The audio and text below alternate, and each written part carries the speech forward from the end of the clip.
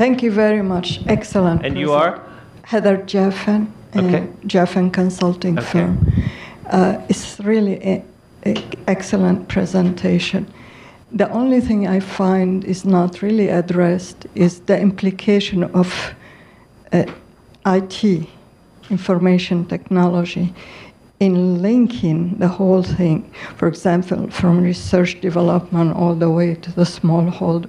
I think it's going to play a major role in integrating the whole things at any level of production, upstream, downstream, and backward and forward. Great, thank you. We'll come back to that. Role of IT, good question. Yes. Hi, my name is Vicky Gao. I'm from Department of Commerce, and I work on trade solutions to global hunger. The question, well, I'm on a informal working group of about 5 or 6 financing agencies, USG, that look at what is called the missing middle, which is the range between $100,000 to $1 million US. And I'm sure it comes to no surprise that there's a tremendous lack of financing in that range, and it keeps a lot of entrepreneurs from developing and strengthening food security in developing countries. And I was really intrigued by Dr. Phan's comment about how private sector can look at alternative financing in conjunction with, in conjunction with funds, in conjunction with even development banks, to lower barriers such as the criteria 3-year financials, the collateral issues, and co-signing issues, and so on. I was wondering if you can talk a little bit more about that and what's been the thinking out there on the missing middle financing and how you can contribute. Great, thank you. We'll take another question there, and then we'll come over this side of the room after this round. Graham Dixie, World Agribusiness Advisor of the World Bank. Two things. One was around the smallholder farmer and the urban market. When we run the numbers, particularly in Africa, the big growth is the urban market. So 400% growth. And the question is, how are we going to feed that? Because about half of that is being fed by imports. And the debate around the smallholder, large farmer seems to me that we might want to be more nuanced about it. That actually the smallholder farmer who is very distant from the market has very little marketable surplus. The area what we think is probably particularly interesting and I'd like you to comment on is the larger small-scale farmer. What are we doing to encourage the emergence of commercially orientated professional family farms? And the second one is a broader issue, is that I wondered whether we should be exploring more from our comfort zone. I think it's very comfortable for us to talk to supermarkets, large-scale agribusiness. But I thought there was some really neat piece of work done by Thomas Reardon, comparing some of the things that are emerging in the quiet revolution in the traditional marketing chains. That disintermediation is happening. The IT and most farmers are using a cell phone to organize their logistics and doing their work. That those are our clients, and there are some different things that are emerging with primary wholesale markets, new transport distribution, disintermediation, and uptake, and much lower post-harvest losses than we thought before.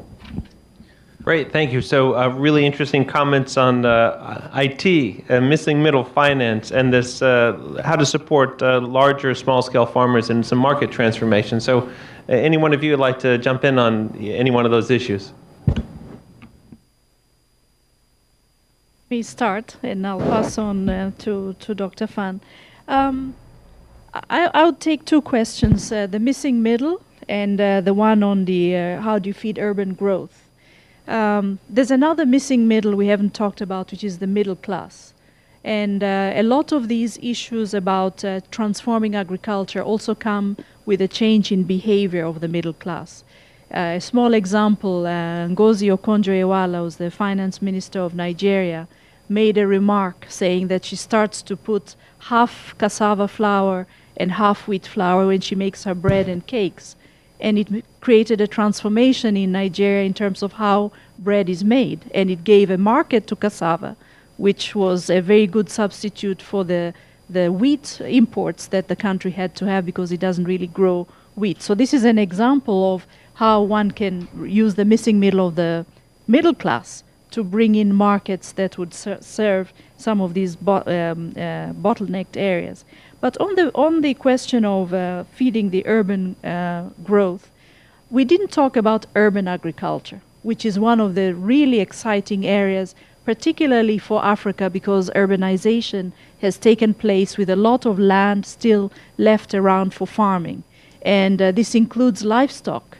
When you look at chicken and eggs, for example, which is very important on the nutrition side, almost every family can have a few chicken.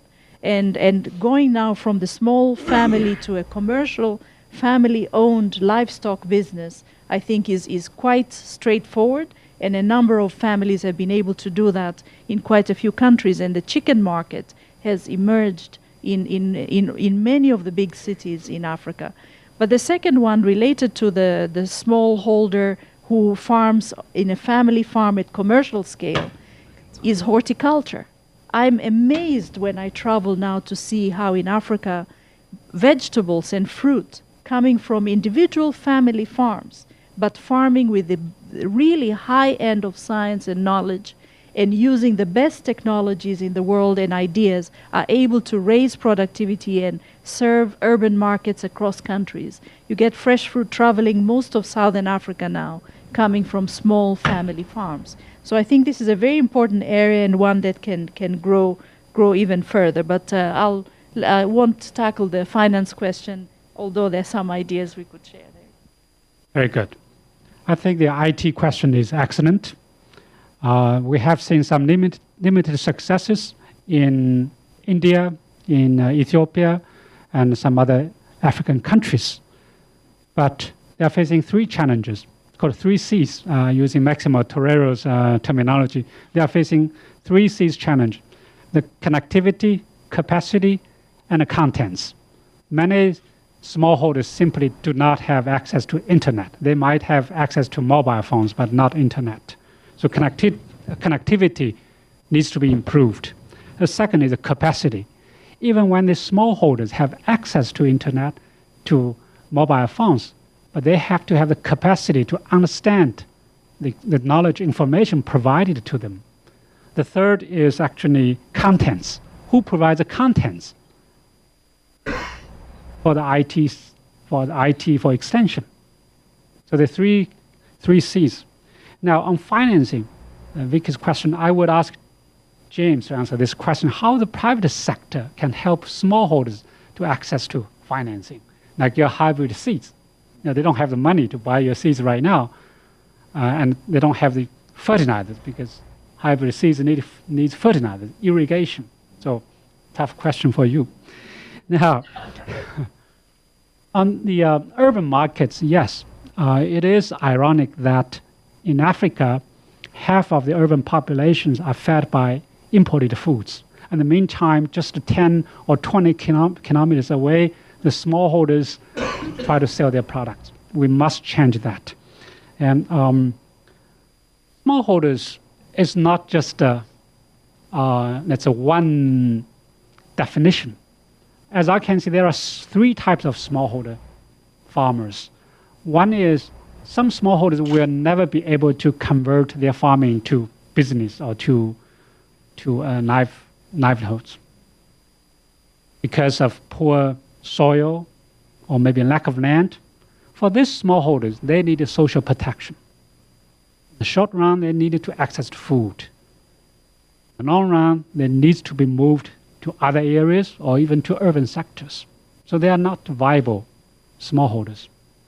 The second type are subsistence farmers who have the potential to be converted to commercial enterprises. These smallholders account for probably 56% of all subsistence, but they have the potential. We need to focus on these smallholders. They can become commercial farmers.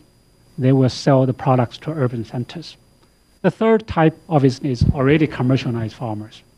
The question is, how can we scale them, scale their business up by providing access to capital, access to insurance. So three types, different types of smallholders need a different type of strategies to help them. In Asia, part of the quiet revolution actually is processing industry. Processing. These modern rice mills come to the village or come to a region, and smallholders will be able to sell their high-quality products to these modern mills. These mills played a key role there in linking smallholders to urban markets. The processing is critical.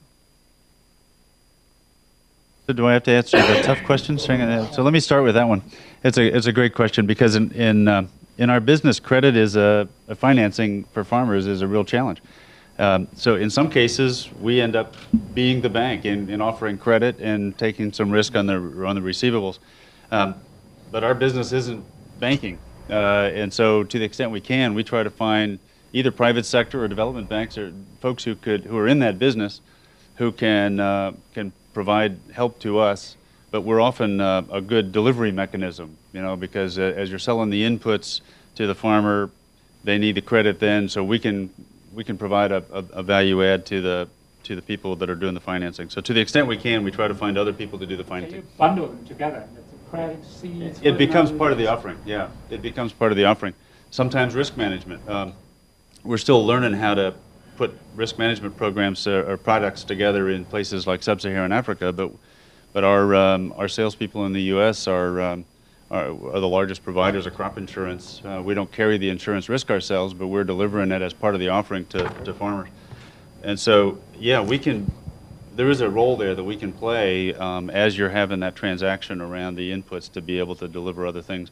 And creative partnerships can help make those happen more effectively. On the IT question, there's no question. You listed a number of the challenges, and those are all true. And boy, I hope we can accelerate the progress around the infrastructure and the accessibility, et cetera. At the same time, man, you got to believe that it's already happening. I was on a very remote farm in northern Zambia about 18 months ago, and this was not on the blacktop or off the dirt road, but back a path to visit. We were visiting a farmer. We were there, an hour or two, and when we were ready to leave, we started to drive away, and the farmer came out. Wait! His cell phone was charging in the cigarette lighter in the SUV, and you think to yourself, how did that get here? But the fact is, it is. And farmers like that are using them for price discovery. They're using them to get agronomic information, weather information, and it's just a simple cell phone. So broadband technology is going to be hugely impactful. But in the meantime, things are happening. We're delivering information about our products already in places like sub-Saharan Africa and India, et cetera, through cell phone technology.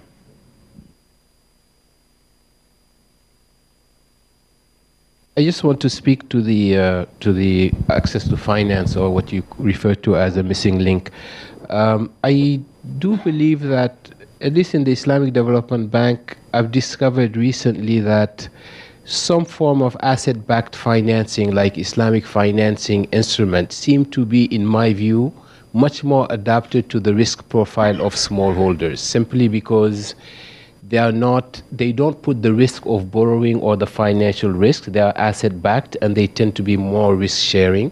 So I will encourage you to explore it a little bit. It was a discovery for me, coming from the World Bank into Islamic banking, to really discover that, for example, in Benin, we have an Islamic microfinance line of credit where 80% of the borrowers are non-Muslims, but they prefer it simply because the risk profile is much more fitting of the type of business that they do.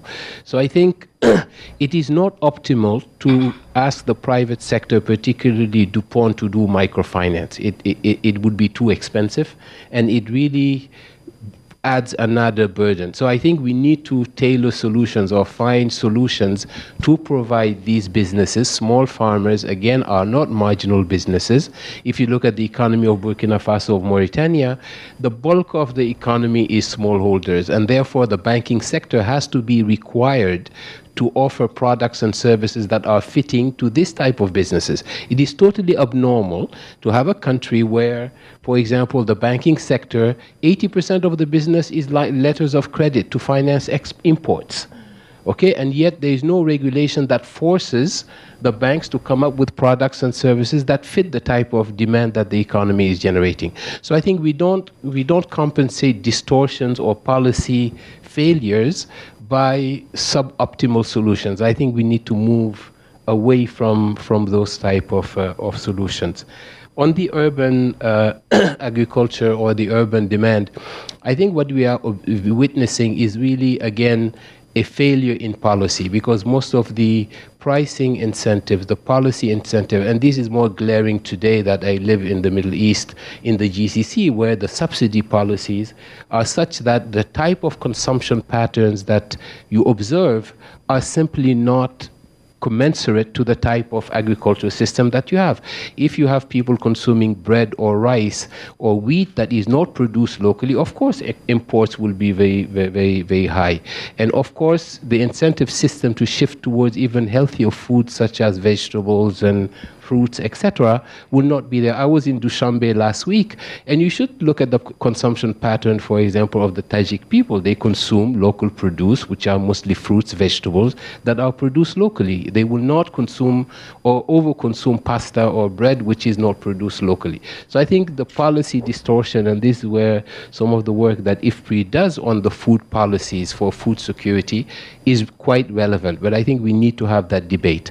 Now, the technology certainly for meeting urban demand for vegetables and horticulture is there today through hydroponic farming, vertical farming, and the improvement in seeds and type of varieties. Even I would say in Saudi Arabia, in Bahrain, we have a project where we grow strawberries in the middle of Manama, okay, under greenhouses, and these are green greenhouses because they operate on solar energy and they use brown water. So the technology is there, I think, to design the solutions for urban demand for agriculture, provided the right policies and incentives are there so that you can realign your consumption patterns with your production capacity. And it is not a protectionist point of view.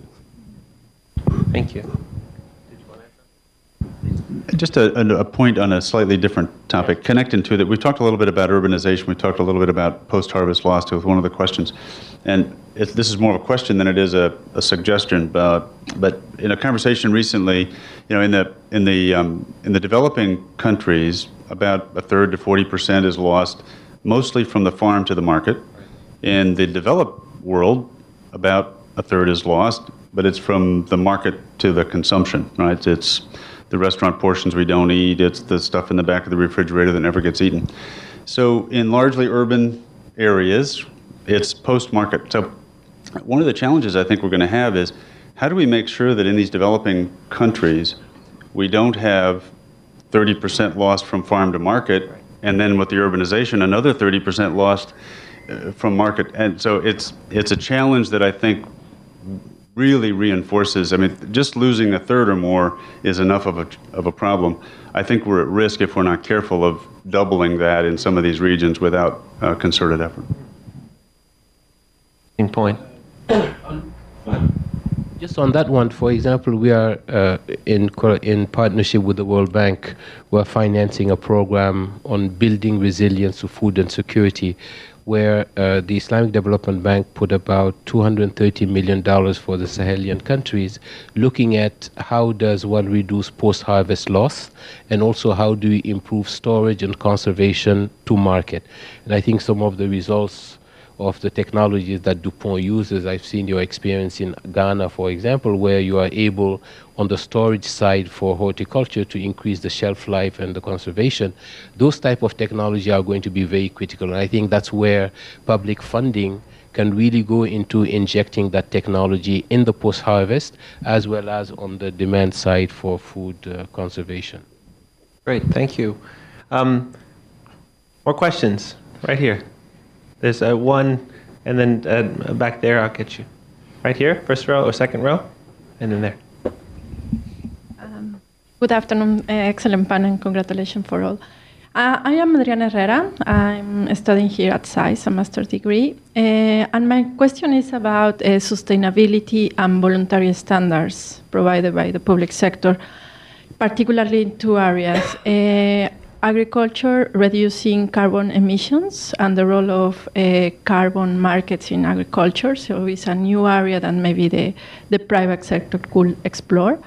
And the other one is water conservation. I mean, how the private sector maybe could provide incentives to the smallholders in order to promote water efficiency. So this is my question. Good. Thank you.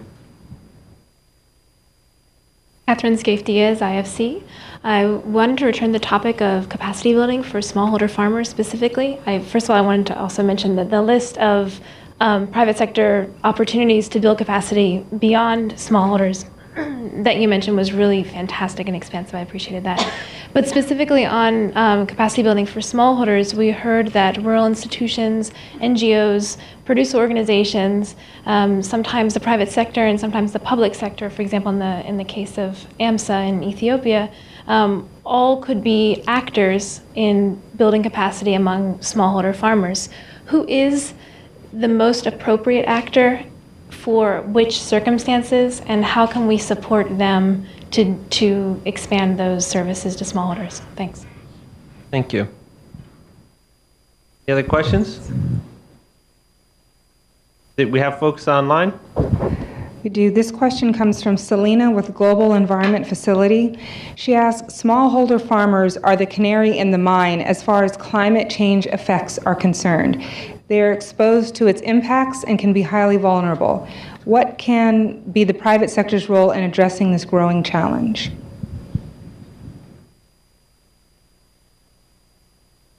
Okay, great. Tough question. So we have two that are focusing on environmental issues around sustainability, voluntary standards, carbon markets, and then this last one around climate change. And then a follow-up question around capacity building. Anyone want to jump into any of those?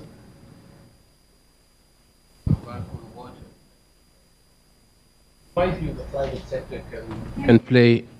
In my view, the private sector can play a very important role in two areas, particularly water conservation. Irrigation technology today is primarily private sector driven in terms of production of equipment, in terms of research and analysis.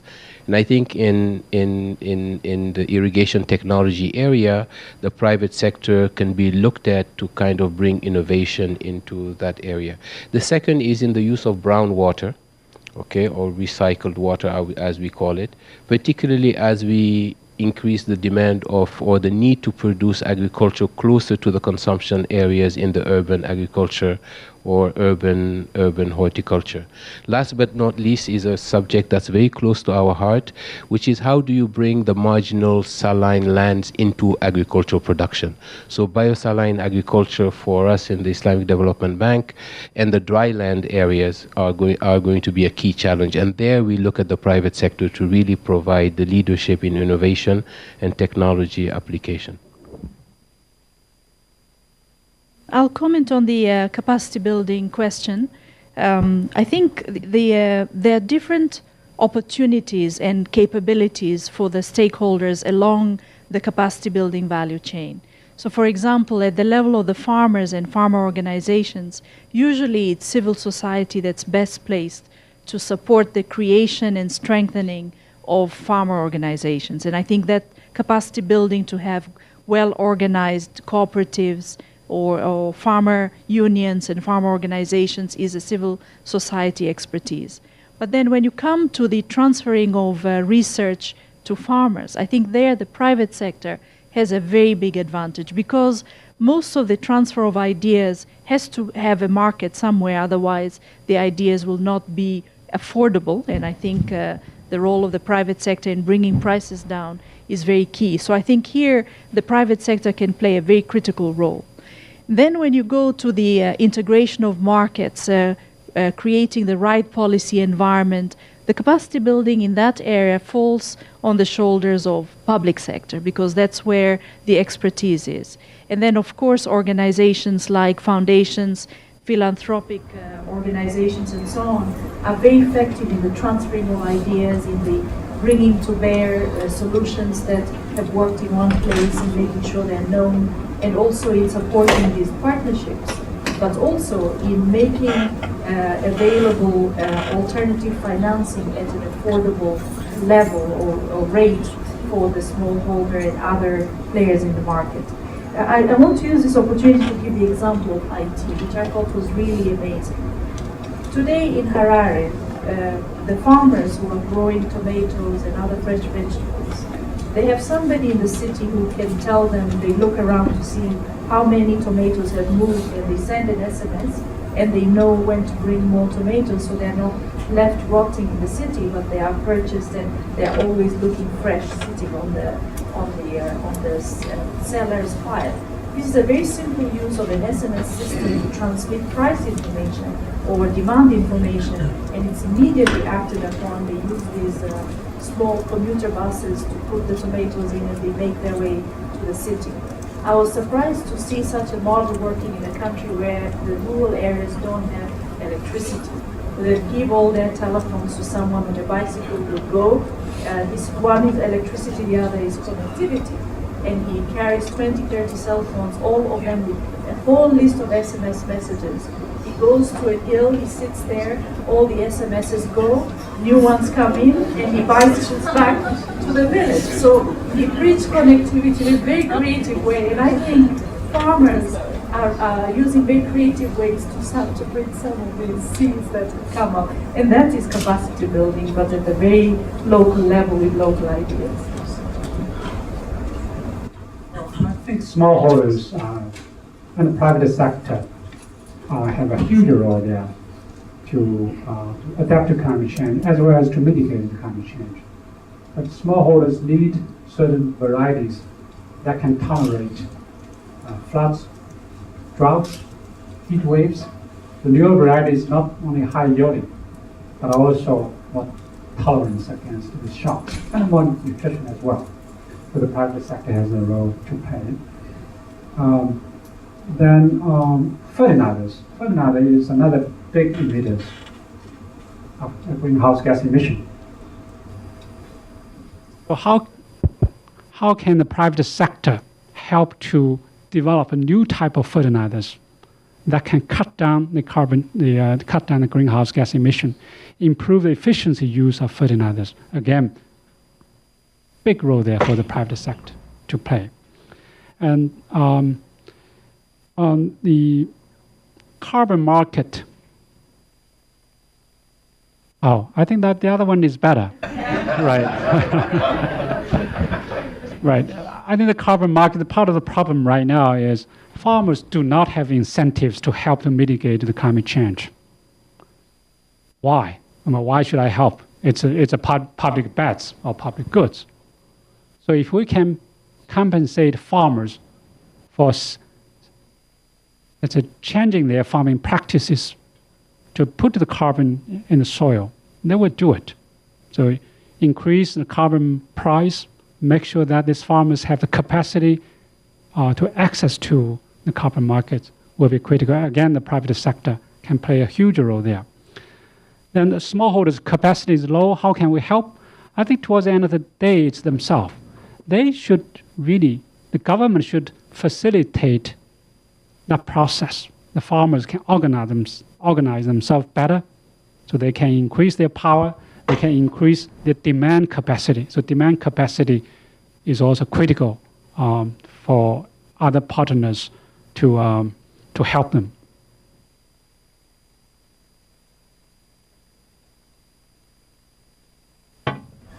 So climate change is obviously a bigger issue than just one solution can fix. But Shinkin mentioned the idea of more resilient crops, and you know, plant breeding and modern technology now is helping us learn and understand much better what's going on in the plant genome. And what that leads to are products that are in the pipeline, some of them even coming out of the pipeline and in the market around, we call it drought tolerance or water utilization. We're finding ways to help the plant produce the same yield with a lot less water or water stressed at different times of the crop. We've got leads around nitrogen utilization. So we're not doing a lot of work on fertilizer, but we're doing work on the plant to help the plant get much better utilization of nitrogen. That's going to be important in Iowa, but that's going to be important in Ethiopia with a lot of these soils are either nitrogen is very expensive, not available, or the soils are depleted. If we can improve yield with less nitrogen input, that's going to be huge. And just the ability to have plant breeding continuing to move forward will help us adapt crops over time, hopefully as fast as climates are changing. Salinity issues that are being driven by. So I think there's a huge role we can play. Hopefully we're making the right investments and moving fast enough, but our intention is to try to help produce products that can help farmers stay ahead of the challenge. And the question around sustainability, I mentioned a couple of things, water and nitrogen utilization, those kinds of things can help with sustainability. But another piece is, I mentioned earlier the idea of science becoming local solutions and local wisdom. And so it's that agronomic information, and farmers, I've seen farmers around the world. I grew up on a farm, and I've talked to farmers in many, many countries around the world. Big, small, whatever language, whatever crop, they care about the land. They are good stewards. They want to do the right thing. They oftentimes don't know how to do that.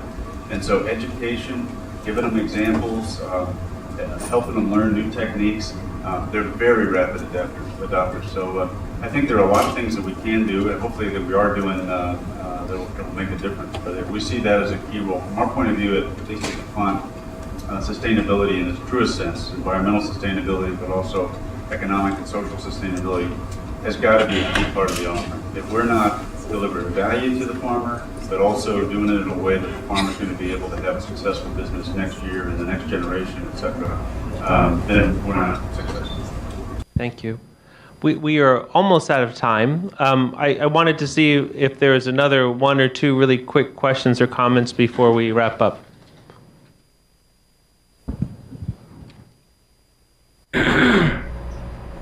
Thank you. Bonnie McClafferty from the Global Alliance for Improved Nutrition. I think we've sold the value chain a bit short. I think we need to talk about the consumer. And from our experience, the food industry is playing a huge role as a demand driver. And I'd be interested in the observations you folks have had in linking the food industry with agro-industry. And are you seeing a continuum along the value chain? Because they very much are affecting the demand side for your small farmers. Thank you. Just one last question here. Yeah, Hugo Lipun of the Regional Fund for Agricultural Technology, Fontagro. And I would like to know whether in the establishment of these public partnerships, you have faced issues with intellectual property rights, and how do you handle them? Okay, quick answers to these last two big questions. Certainly in countries around the world, intellectual property rights are respected more or less. It is an important part of the equation to provide incentive around doing the kind of research that companies do and to bring out new products. But for the most part, we're able to manage and work with that, work with governments so are we thrilled with the level of IP protection in every country? No, but at the same time, there is progress. So I think that's an important issue, but one that's manageable. Yes, consumers play a huge role in linking the production to nutrition and health. I think the knowledge of consumers is important. So how consumers can appreciate the value of nutrition, value of safety, really depends on the education, depends on the information system we're going to give to consumers. The other part is pricing. If the consumers begin to appreciate the nutrition health value, are they willing to pay higher prices? But the market sometimes will not be able to reflect that. Now, on the IP issues, yes, this is obviously not only the private sector. I think it's more important is a policy enabling environment. On the one hand, you wanted to protect intellectual property rights, so the investors will have incentive to invest, continue to innovate. On the other hand, if you have too much protection, then the smallholders will not be able to gain from that. So how can we really keep that balance will be important. Very quickly on the food industry and agro-industry, I think this is an excellent question, and the driver really of the markets is the food industry. A few examples that I think are really changing the way these two sectors are integrating. One is the world of advertising, and the other is the whole environment on agro-processing. When you link these two, you see huge opportunities, and we could go in more detail during the break, but I think this is a key area. On the IPR side, I think the one issue is when research is done in a participatory manner, and when the local practices become fundamental in discovery, and how the country-level IPR can be improved. And here I see the private sector can be a driver for improving the regulation around protection of intellectual property. Because once you discover it, then it becomes an issue, and then the system has to adjust in order to have that property protected. So I think there's an opportunity to think of it that way. On the food industry, we are preparing the agriculture and food security strategy for the Islamic Development Bank. And we are seeing a very interesting pattern that countries that are net importers of food, such as the GCC countries, food security is not a supply side issue. It's more of a demand side issue, a nutrition issue. So we are starting to really look at the food industry as really the driver of the consumption pattern in those economies, and therefore their food security strategy has to take a food security or food industry angle or approach to it rather than a supply side. But these are questions we are just barely starting to look at. But very interesting question. But before I give you back the mic, I would just like to bring to your attention a fact. Oftentimes when we talk about food security, we forget that actually the most vulnerable population are the pastoralists. And these are oftentimes the forgotten farmers. And yet they live off the land, they do agroforestry, but we tend to not include them in the debate of food security and agricultural development. And I would just like to call on your increased attention to those populations. Thank you for that. So we're just about to close, and before I hand it off to Mr. Antoine at DuPont, I wanted to just call in each of our panelists to say just the briefest comments just to wrap up. So if you had a parting thought or a key idea that you wanted to impart to the audience, what would it be? Can I start down there? I will reiterate the pastoralists. No, I think the topic is very relevant. I think we are barely scratching the surface when we talk about food security. We tend to, by training, focus on the supply side of food, but I think increasingly we will see that the demand side management of food security is going to be equally important. Some of our constituent countries are struggling with the fact that they have somehow lost confidence on the markets as a means to acquire food, particularly those countries that are well endowed, that have the money, don't have the agricultural resources, and that's what we are seeing in terms of land grabs and all kind of misbehaviors. But I think the debate is quite interesting. So I would just like you to basically leave this room thinking that the demand side management of food security is going to be increasingly important, and hence the food industry. I do believe that pastoralists are the forgotten part of this whole equation, and yet they represent a large portion of the world. They are the most vulnerable. Agroforestry somehow has to come back in the debate as we talk about global warming, we talk about climate change adaptation, and livestock industry. Thank you very much. I'd say we didn't spend enough time talking about fisheries and forestry, so those would be the two that I would have added if we had more time. On the final points, capacity building is about skills and knowledge. Capacity building is about skills and knowledge, but it's also about the effectiveness of organizational performance. Farmers' organizations, the transfer of ideas between the private sector and the practice of farming, but also between the financiers and the farmers. Big gaps still to handle. Well, PPP, the private, public, and others partnership is critical. So multi-stakeholder partnership is critical. But what we need is a mutual accountability system to make sure that everybody in that partnership has a role, everybody is accountable on what they are doing. So for that, we needed to have some sort of system to monitor, to track who is doing what. It's a private sector. Are you doing the right thing to promote better nutrition, better sustainability, to cut down the emission to help smallholders? The government, have they done a good job in terms of providing an enabling environment? The research institutions like IFPRI, have we provided independent and neutral evidence to show what have worked, what have not worked? Two thoughts. One is, I mentioned earlier the idea of science and the critical role it can play, but science isn't all just about the private sector.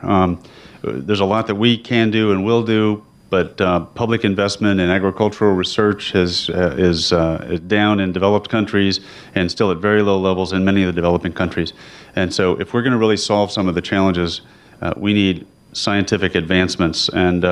And also, as a society, we all need to work together to understand, to appreciate, and hopefully get more comfortable with the critical role that science can play in sustainable solutions.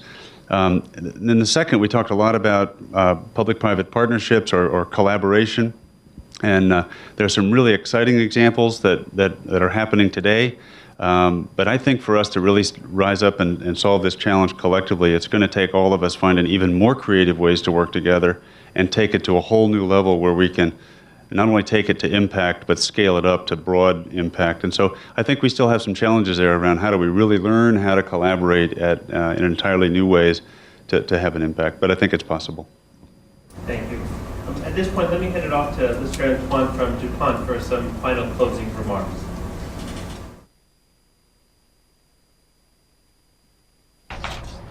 Thank you so much, John, and thanks to everyone who's come this afternoon. This has been a spirited discussion that has really helped us to understand some of the issues that are faced along the value chain, and we specifically focused this afternoon on the role of the private sector in making that value chain more effective and more efficient. And so I want you to join me this afternoon in applauding our panelists and our moderator. Thank you so very much. Now, as I listened to the discussion, I sort of had three takeaways, because I kept thinking, okay, what are we hearing that are action items that we can take from this discussion about what the role of the private sector needs to be along the chain? And so I apologize up front if my three don't quite match with your three, but we're also going to give you an opportunity to tell us your three. The first is that the private sector, in terms of capacity building, does have a role to play in many aspects of the chain. But one thing that stuck out for me was really how the private sector can help educational institutions design programs that help produce more pro-business, agribusiness individuals so that they can help along the chain. Also, the private sector has a huge role to play in terms of technology and bringing technology that is smallholder friendly. And so that I also applaud the panel for bringing out. And in line with that, of course, comes how IT is used to promote agriculture productivity along the value chain. The last is that the private sector can help with affordability and accessibility along the value chain. And there we talked about several things. And even when we talk about affordability and accessibility, how does the smallholder farmer get access to the right technology that meets the needs where he or she is? And I think even as we talked a bit about climate change and the effects that's having now, it's really important that the private sector has a role to play in actually alleviating some of the accessibility and affordability issues that we face today. So tonight's event actually marks the kickoff of our DuPont 2013 Roundtable series. We're really pleased that we have 3 more of these coming for the rest of the year. And this dialogue really reinforced the need to make all actors along the value chain, the private sector, the civil society, the public sector, more productive, and ensure that we bring a collaborative spirit, because as we heard this afternoon, no one actor along this chain can do it alone. So what do you think are some of the critical issues that we should be discussing in the next 3 roundtables that we plan to have? We want to actually ask you to bring some of your thoughts to bear on what we do for the next 3. Within DuPont, as we look at food security, there are 3 areas that we think are really critical that we're going to look at, and the panelists, each one of them actually mentioned a bit of those areas this afternoon. We want to look at how we use 2 particular actors, not use, but how we engage 2 particular actors, youth and women, along the value chain to improve food security. And we also want to look at how do we use technology to take us to that place where we're no longer threatened. And if we take Schengen's outer line of 2025, how do we use technology to ensure that by 2025 we're really food secure? And so I ask you to please send us your thoughts to our website, and I was hoping it would be up there, but I'll tell you what it is. It's going to be, send us your thoughts to an email. It's agdevelopment@pioneer.com, and we will make that available. If you also have signed up and given us your email addresses, we'll also send you more information. So at this point in time, I want to thank all of our panelists, as I did before. I want to especially thank IFPRI for being here with us and collaborating with us on this, and for actually accommodating us. So Schengen and all of your staff who've worked with us, thank you so very much. I also want to thank John Heller of Synergos. Thank you for moderating, and Synergos.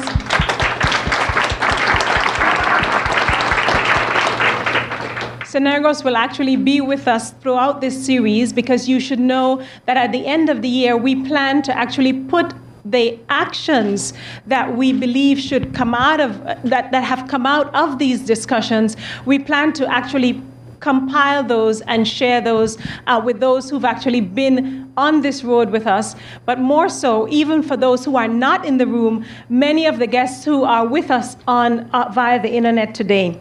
I would also be remiss if I didn't thank our DuPont colleagues who've made this possible. Susan, thank you so much for your introductory remarks.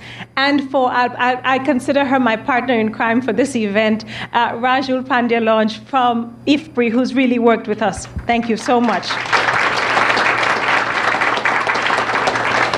So we hope you found this discussion engaging. I won't take any more of your time, because I think one of the other aspects of this program is the fact that we have an opportunity to just outside have a reception where you can feel free to come up, talk with any of the panelists, have extended discussions if you want, and you won't have to do that, as they say, on dry chats. You'll actually be able to have something to eat as you talk. Thank you. Thanks so much.